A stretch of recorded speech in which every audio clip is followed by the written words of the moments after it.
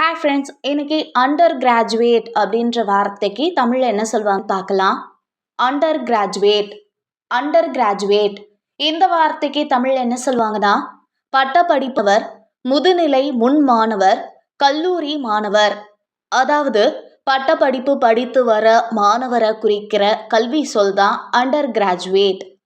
இன்னும் நல்லா புரிஞ்சுக்க நம்ம 2 எக்ஸாம்பிள்ஸ் பார்க்கலாம்.